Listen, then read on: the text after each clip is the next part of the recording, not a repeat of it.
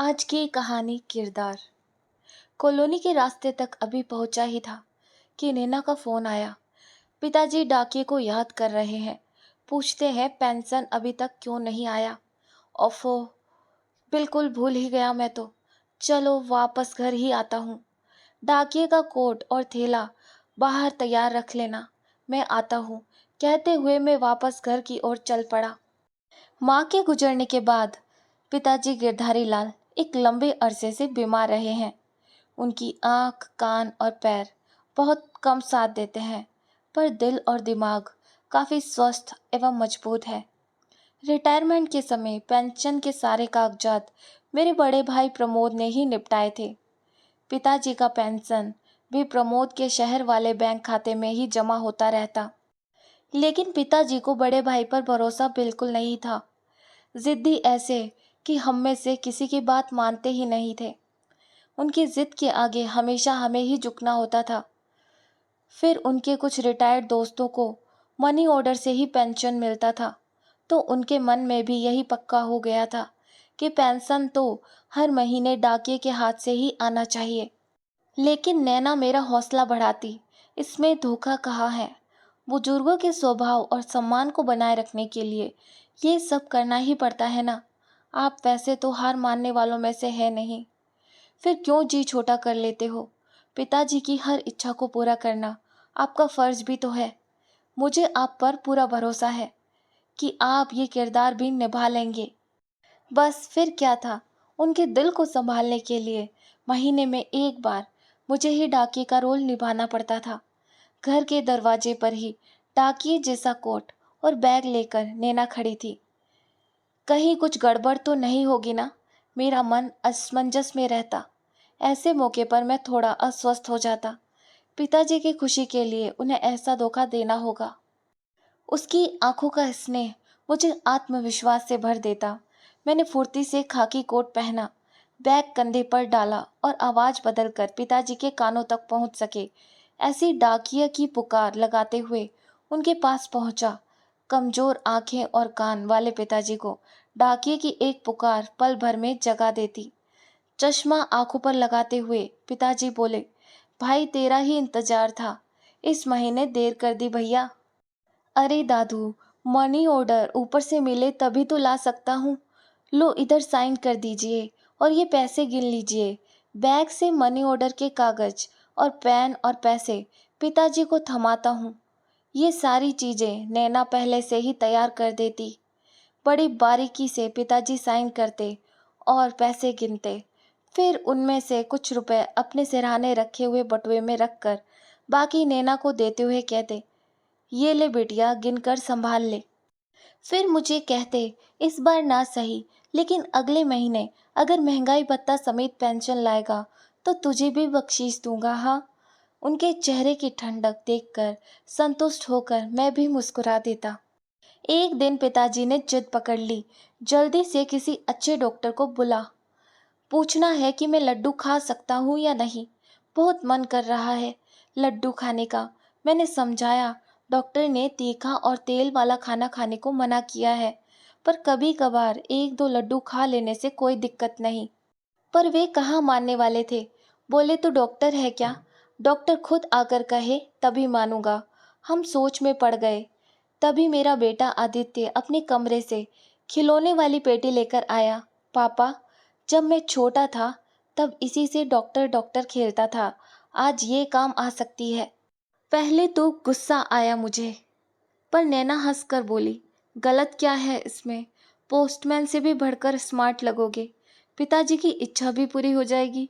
मैं असमंजस में था, पर नैना बोली, आज माँ का जन्मदिन है, शायद इसलिए उन्हें लड्डू की याद आई है।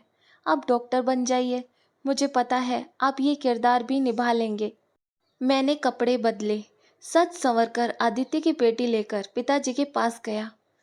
डॉक्टर साहब आए हैं। नैना ने मेरा परिचय करवाया। इतनी जल्दी, हवाई जहाज से आए हैं क्या? पिताजी हंसे। हाँ दादू, उड़कर आया, मैंने डॉक्टरी अंदाज में कहा। फिर स्टेथोस्कोप लगाकर जांचने का अभिनय किया और बोला, लड्डू खाने हैं ना? आपको कैसे मालूम? पिताजी हैरान। मरीज की तकलीफ हम खुद पूछ लेते हैं दादू। आप बेफिक्र होकर लड्डू खाइए। मेरी परमिशन मिलते ही पिताजी खिल उठे।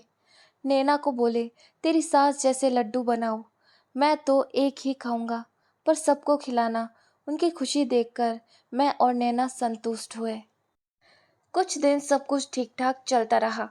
फिर एक दिन पिताजी ने मुझे बुलाया। छोटे, मुझे पास बुलाकर पिताजी ने मुझे बड़े भैया के समाचार पूछे। शहर से बड़े भाई के कुछ समाचार नहीं हैं।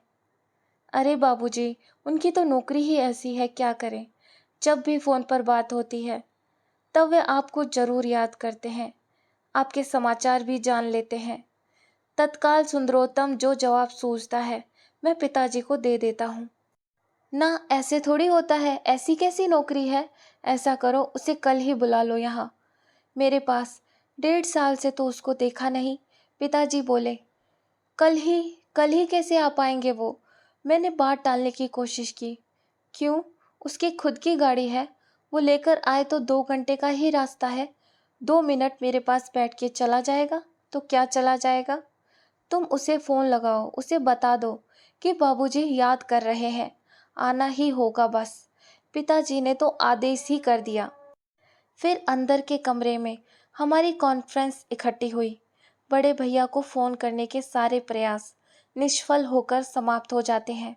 तब आदित्य और नैना के प्रश्नार्थों से एवं आशाओं से भरी चारों निगाहें एक बार फिर बड़े ही निराले अर्थपूर्ण ढंग से मेरे ऊपर टिकती हैं। मैं समझ रहा हूँ। तुम लोग जो चाहते हो वैसे मैं तैयार हूँ। बड़ा भाई बनना मेरे लिए कोई मुश्किल चुनौती नहीं है।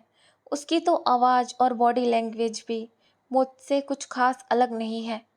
फिर ये तो मेरे बाएं हाथ का खेल है। लेकिन हमेशा इसी तरह पिताजी को कभी सच्चाई का पता चल जाएगा तब उन्हें कितना दुख होगा। मैंने कहा। पास आकर नैना बोली, सच्चाई बताकर आप बाबूजी को कौन सा सुख देने वाले हैं। क्या आप बाबूजी को बता सकेंगे कि बड़े भैया ने ना कभी आपका फ़ोन उठाया, ना ही कभी आपको याद किया है। माँ बाप हमें खुश रखने के लिए ज़मीन आसमान एक कर देते हैं कि नहीं। फिर हमें भी उनको हर हाल में खुश रखना चाहिए। बस इतना ही हम चाहते हैं। और हमें क्या चाहिए। बाबूजी के लिए आपने कितना कुछ किया है, तो मुझे यकीन है कि आप इस किरदार को भी बखूबी निभा। फिर तो क्या था, आखिर दूसरे दिन पिताजी के सामने बड़ा भाई आ ही पहुंचा। आओ भाई, कितने समय बाद देखा है तुम्हें। कभी कभी आते जाते रहा करो भाई, मेरे दिल को अच्छा लगे। पिताजी की आंखों में खुशी के आंसू छलक गए। क्या करूं बाबूजी, पूरे जिले का काम का भार मेरे ऊपर है, उसमें भी चुनावी माहौल के दौड़ धूप भरे दिन। सो एक पल की भी छुट्टी ना मिल सकती। मैं कहता हूँ, अच्छा भाई, बड़ा कलेक्टर बना है तो जिम्मेदारी तो बनती होगी ना। तू आ गया तो मैं खुश, मेरे लिए यही काफ़ी है। लेकिन ये चुनाव ख़त्म होते ही तुम चैन से कुछ दिन यहाँ मेरे पास आकर रहना। हाँ, पिताजी के चेहरे पर संतोष भरी शांति छाती है। ये देखकर मुझे भी आनंद मिलता है। नैना के साथ इस बार आदित्य भी अंगूठा उठाकर इशारों से मुझे वेल कह देता है और मैं पिताजी के चरण छूकर इजाज़त लेता हूँ। लेकिन संतोष का ये जायका भी हम कितने दिन चखने वाले थे। लेकिन यह सुख ज़्यादा दिन नहीं रहा। एक सुबह नैना ने जगाया। देखिए तो पिताजी अब तक उठे क्यों नहीं। मैंने कहा दवा का असर होगा, चैन से सो रहे होंगे। पर जब देखा तो पिताजी के चेहरे पर वही मुस्कान थी, मगर शरीर निस्पंद था। डॉक्टर बुलाओ, मैंने चीख कर कहा। नैना दौड़ी। आदित्य भी अपनी खिलौने की पेटी लेकर आया। मेरी आंखों में आंसू थे। बेटे, इस बार असली डॉक्टर की ज़रूरत है। डॉक्टर आया। पड़ोसी जमा हुए। सब ने पिताजी के पार्थिव शरीर को घेर लिया। मैं उनके चेहरे पर वही मुस्कान देखता रहा, जैसे कह रहे हों, पोस्टमैन आया क्या। इस बार लड्डू जरूर बनेंगे और महंगाई भत्ते के साथ पेंशन भी। पर अब पिताजी कुछ बोलने वाले नहीं थे। नैना मेरे पास आकर बोली, अब उठो, नहा धोकर सफ़ेद धोती पहन लो। पिताजी को पहला कंधा तुम्हें ही देना है। अग्नि संस्कार भी तुम ही करोगे। बेटे का फर्ज निभाने की घड़ी है। और मुझे तो इस बार भी पूरा भरोसा है कि आप कर लेंगे। कहानी कैसी लगी कमेंट बॉक्स में कमेंट करके बताएं और प्लीज़ मेरे चैनल को सब्सक्राइब करें। धन्यवाद।